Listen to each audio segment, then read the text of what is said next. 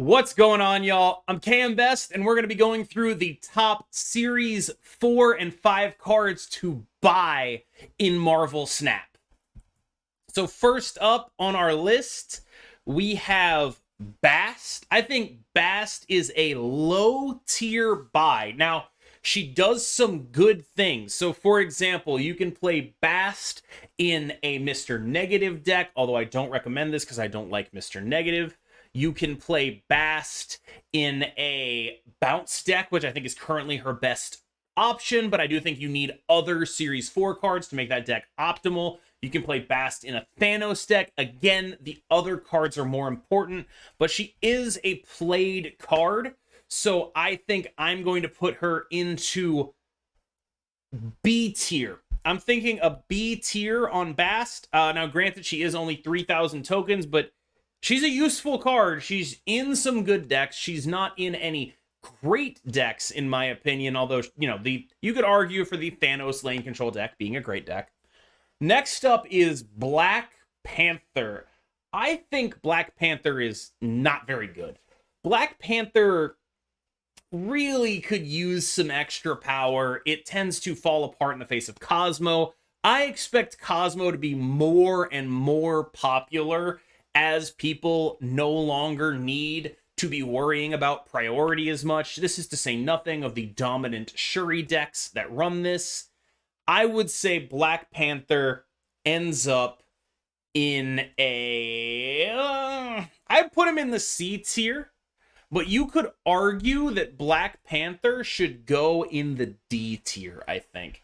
I don't think there's any reason to be playing this card right now unless you are a big fan of Chadwick Boseman. Darkhawk is next up. Darkhawk is phenomenal. I am going to put Darkhawk in the A tier. The only reason he's not in the S tier is because I don't think he's quite at the level of the cards that are instant buys. But Darkhawk, to me, is the first of the A tier. The next thing that you do once you have the cards that are absolutely fucking instant pickups. So I'm going to put Darkhawk here. He goes in Bounce. He goes in Darkhawk Dino. He goes in Darkhawk Ronin. He goes in so many things. He is just one of the best 4-cost cards in the game. Has been since he came out. Phenomenal card. Dazzler, on the other hand, another 4-cost card. I'm going to put Dazzler in the D tier.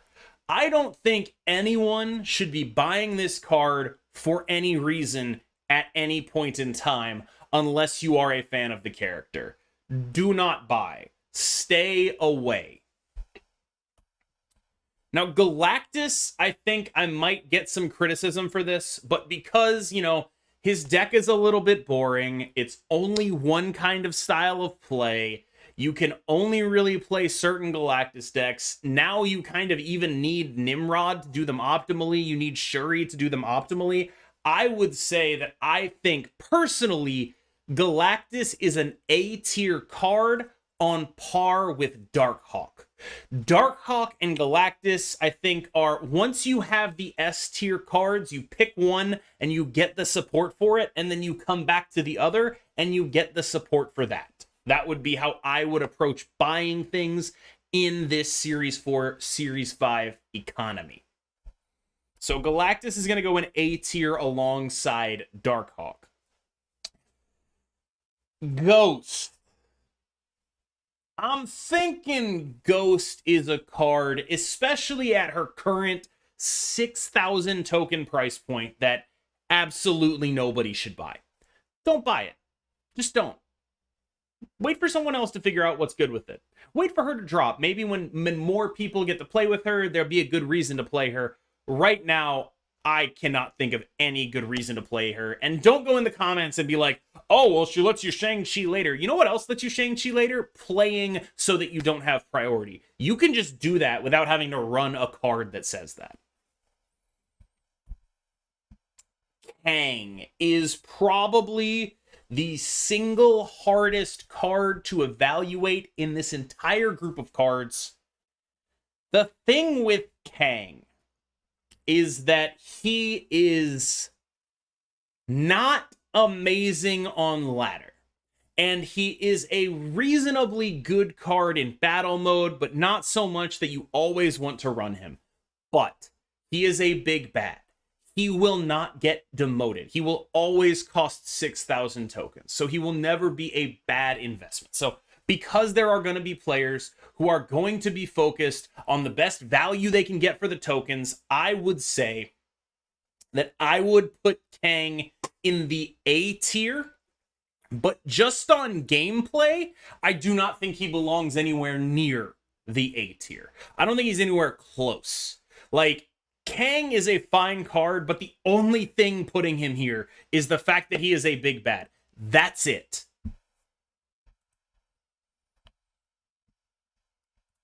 Kitty Pryde is phenomenal. In my mind, she is a card that is similar in design to Darkhawk, where she is just a one drop who is like maybe 10% better than the other one drops, but that matters so much because that 10% will help you win some more games. Getting those small edges are really important. Just like Darkhawk is a little better than the other 4s, Kitty Pryde is a little better than the other 1s. That said, she is currently broken. She's not in the game right now and you can't use her. But once she gets put back into the game, assuming she works the same way with Wave, assuming that they fix her problems with Beast, these are all things that Second Dinner has said that they are going to do. So assuming they happen, I would highly recommend picking her up. She is probably this is the highest grade I can give to a card that costs 6,000 tokens and is not a big bad. I'm putting her in A tier. I think she's that good. Like, I cannot give a higher grade than this. It is impossible for any card that will rotate down to receive a higher grade than the one I am giving Kitty Pryde right now. I think she's awesome. Next up is Null. Now, Null is... I don't know the right way to say this. Okay, here's the right way to say this. You only play Null if you're playing Galactus. So remember when I talked about how you'd pick either Galactus or Darkhawk and then build around them and pick up the support? Yeah, that's what this is. If you picked Galactus, you go pick up Null. That's what you do. But other than that, this card sucks. This card is not a good card in basically any other context. I think that his usage with Galactus is enough for me to put him in the C tier, but that's about it. And you do end up going and getting him if you want to play Galactus, because he is phenomenal in Galactus, but the fact that he's so limited makes me put him in the C tier. Master Mold is a better card than people give it credit for being. Now, I think Master Mold is best served in Darkhawk plus Ronin decks, which still bear a lot of investigation. I think the big question for Master Mold is whether the disruption you gain from Master Mold is worth the downgrade in synergy that you would get for mixing Darkhawk with Devil Dinosaur. I do think that means that Master Mold is a bit of a luxury purchase, right? He is super powerful in certain contexts. That deck is super good, but that's kind of the only thing he does. He doesn't do anything other than be in Ronin Darkhawk, right? That's the deck that you play him in. Now, if you want to play that deck, he's a good purchase. I think he's a powerful card. But because of that, I think what I'm having trouble with is figuring out if he goes in B tier or C tier.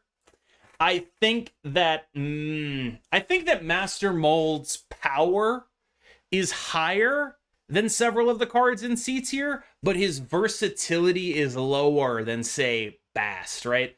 Bast is a very versatile card that goes in as a complementary piece in multiple decks. I think because Master Mold is 6,000 tokens right now, because he is such a limited piece, I'm going to put him in the C tier, but you could talk me into the B tier. I am having a lot of trouble with this, I'll be honest. I'm going to put him in B for now, and then we'll revisit it at the end.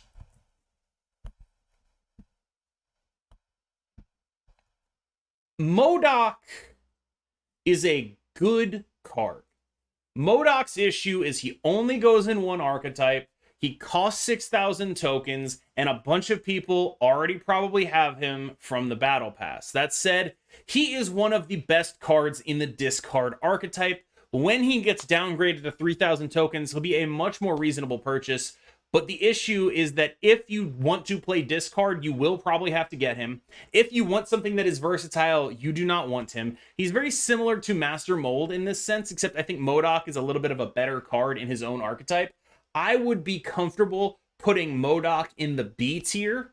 He is a card you could just pick up and then throw with all of your Series 3 cards, and you'll have a reasonable discard deck. That's worth something to me. I think that he is absolutely key for that deck. I think that if you want to play that deck, you should pick him up. I don't think you should probably be paying $6,000 for him. So I will put him in the B tier. Negasonic Teenage Warhead is one of the most limited yet powerful cards in the game of Marvel Snap. We've talked about limited cards already, Master Mold, MODOK, but those are limited cards in a proactive sense. Negasonic is limited in a reactive sense. She really wants to be in a deck that fights for priority, uses Daredevil, and then blows up a big 5-drop with Negasonic because you can see where their things are going to be with the Daredevil. Now, is that a viable archetype necessarily? I don't know. I've played her in Doomwave to some success against Shuri. That specifically is her use case right now, is she can kill a Shuri card through a Cosmo. I don't know if that's enough to upgrade her heavily. I'm going to put her in the C tier here. Sauron is a card that if you play Sauron, he will be making your Shuri deck worse. I do not recommend you ever play Sauron and Shuri as opposed to any of the other options that you can play instead of Sauron. That said, he's super fun. He's super cool. Maybe you don't want to win. You want to turn people into dinosaurs. Okay, fine. Don't buy him. All you're doing is making the Shuri deck worse. He's going in the C tier as opposed to the D tier, because it's not like he sucks so bad, right? Like, you buy Sauron, you play him with Shuri, you're at least playing a good deck, right? Like, it's not like you can only play him in bad stuff. It's just that he's like purely negative value.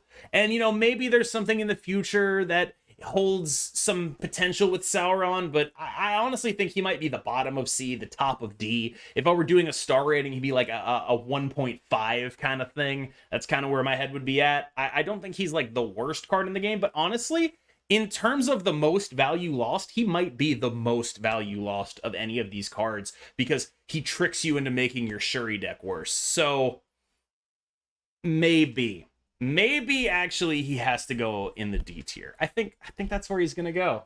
I think he's going there. Yeah, he's going there. All right. Sentry goes in the D tier. No thoughts about that. That card sucks. It's very hard to make work. The payoff isn't really worth it. And since they nerfed Zabu, you don't even get to do your reliable Sentry into Viper stuff. You just feel bad about everything and lose a bunch of games. Don't buy Sentry at any price.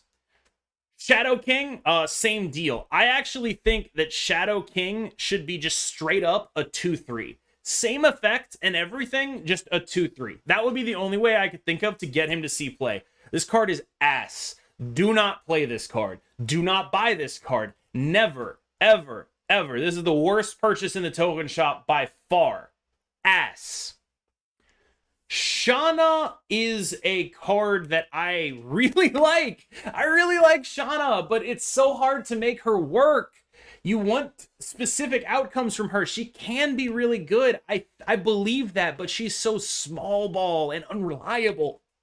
And that means that she's going in the C tier. I don't think you should buy this card. There are things that I like about it, but absolutely nothing that I like about it is worth buying it for. Shuri is in tier S. It might as well be named after her.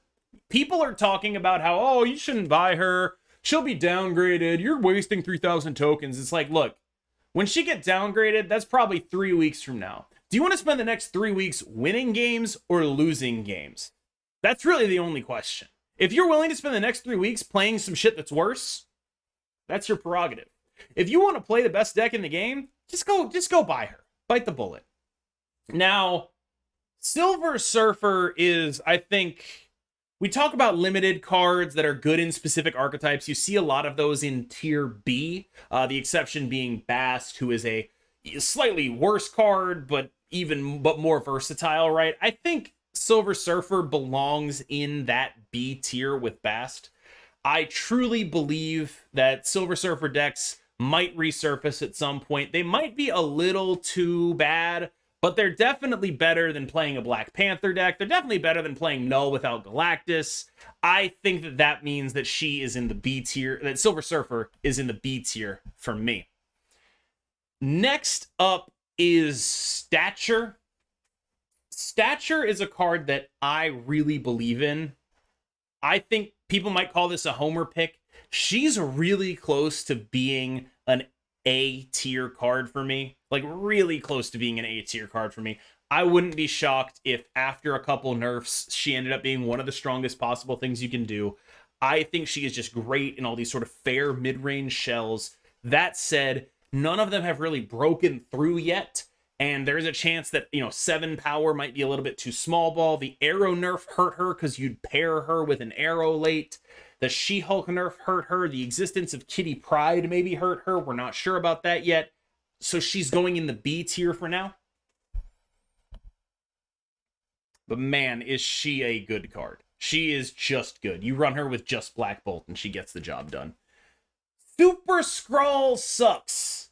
Don't play Super Skrull. One of the worst cards in Marvel Snap. I think if we assume that this is in order here, if we put these in order in D tier, and I do think this is basically the order, I think Super Skrull would be just above Dazzler. But man, is that a rough spot to be in. I have received 10 Super Skrull boosters in my entire life from the collection track because this card sucks. Don't play it. There's never a good reason to put this card in your deck unless maybe Onslaught Citadel is the hot location. Thanos is still in S tier. Although some may argue that he's worse than Shuri now after the balance changes, I'm not actually convinced of that, especially when accompanied with Kitty Pryde. For more, I did a recent YouTube video on it, although Kitty Pryde is disabled now. I was able to play plenty of Thanos with Kitty, and I was very, very, very impressed. Now, even if he is a little bit worse than Shuri, I still view him as competitive, and he has the big bad advantage. You are never going to waste 6,000 tokens buying a Thanos. He is going to be 6,000 tokens, as far as we can tell, forever. Now, that is pretty dope to me. The fact that one of the top archetypes in the game is not a depreciating value proposition. So he's going in the S tier solidly for me.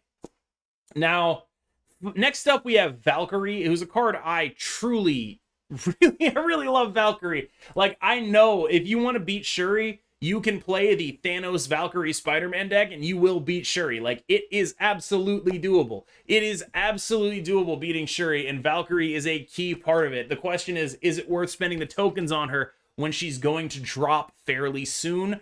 That's a bit more of an open question. I think Valkyrie, because she is very specific, you only want to do certain things with her, is going to go in the B tier, but her power is very significant. So I'm going to put her in B tier here. Now, if we're going to go through the B tier, let's do orders in the B tier. I think Stature, Bast, MODOK, Master Mold, Silver Surfer, Valkyrie. I think let's put Valkyrie maybe up here and then do it like that, I think would be my ordering. Bast, but like, this is just sort of a guess, right? What you're really going to do is build towards specific decks, but we'll get to that. So Zabu is phenomenal, but I regard Zabu as sort of Zabu is Darkhawk's Null, where if you want to pick Darkhawk up as your thing after Shuri and Thanos, you end up going and getting Zabu as well. So they sort of go together. I do think Zabu is a little more useful outside of the context of Darkhawk than Null is outside of the context of Galactus. And for that reason, I'm going to put Zabu in the B tier. I think I'll throw Zabu a little bit above Silver Surfer. I think I'd have that here. Now, As you can see, there is one card remaining here. It is High Evolutionary. High Evolutionary is a card that has been data mined to be coming in May. Middle of May is sort of when he's expected to come out, and people are talking about saving for him, so that's why he is on this. He is a card that I would save for. I think just generally on just coolness and unlocking a whole new deck archetype, High Evolutionary, for those who don't know, gives abilities to cards like Abomination, Shocker, Wasp, the vanilla cards, makes them cool. I think that's awesome. That said, I'm not going to put him on here because I have not played with him. I have no read on how good that archetype is going to be. Just wanted to highlight that, you know, if you were looking at getting maybe a B tier card for 6,000 and you didn't have a solid reason for it, maybe you could save those tokens for May. That said, May is still a long way away. The average free-to-play player will earn about 4,000 tokens per month over the course of any individual month of Marvel Snap if you're doing your quests, doing things like that. Maybe if you buy the Battle Pass. Plus, there are going to be Token Tuesdays if you feel like spending money. You should be able to get those 6,000 tokens for him. Now, that is up to you, what you want to prioritize here. I will also talk about the general strategy here. So, what would be my strategy for buying these cards? I would say that the first thing I would do is I would buy Shuri. And the next thing I would do is I would buy Thanos, right? That's those cards plus your Series 3 cards will be elite decks right now, period, right? Once that's happened, I would choose one of Darkhawk or Galactus. And then once I have made that choice, I would go buy the support for it. Now, Galactus, in my opinion, would require Shuri and Nimrod. I also run Negasonic in my Galactus. You don't have to. In my opinion, between those two, I would take the Darkhawk route. So I would go Shuri, Thanos, Darkhawk, Zabu, right? The real question then becomes, where does Kitty Pryde fit in? My Thanos list runs Kitty Pryde. If you love Thanos more than you love anything else, she might be something that you would pick up to make that list, to take it to the optimum level. I really do think she is that good. Now, those are sort of the paths you can take. Once you've picked up Shuri, once you've picked up Thanos, you have the path of Kitty Pryde, the path of Darkhawk, and the path of Galactus. That's sort of where you go from here. There's also, of course, the path of value, which is to say, you buy Thanos, you buy Galactus, you buy Kang, because those cards are never downgrading. You can do that if you want. I just don't think you're going to be able to do anything fun with Galactus and Kang, and you'd rather be getting good cards out of the shop that you can actually enjoy doing instead of min-maxing all the fun out of your game. That's just me. I don't think that you necessarily have to do what I would do here, but this is what I would do. I would pick up Shuri, I would pick up Thanos, I would pick up Darkhawk and Zabu, then I would make a decision on, Kitty Pryde versus Galactus. If I chose Galactus, I would pick up Null, and then I would go back for whichever one that I missed, right? And then I'd go back for Kitty Pryde, and that would be where you pick up Kang, right? And then from there, you can start picking up the B tier cards if you really want, or start saving. That would be my general approach to this. I do think that B and below are cards that you probably should not be spending tokens on. And I would say cards that you definitely should not be spending 6,000 tokens on. 6,000 tokens is a lot of damn tokens. And I think that you should probably, if it's a B and below, don't 6 it. A and S, you will end up paying. You will get what you're worth, most likely from A and S. With the possible exception of Kang, who is like, he's there by virtue of his big bad status, but I really don't like him all that much. Now, if you have any questions, feel free to put them in the comments below. As always, I'm KM Best. Hit the buttons that make my dopamine receptors go burr, please. Thank you so much. I will see you in the next one. Peace.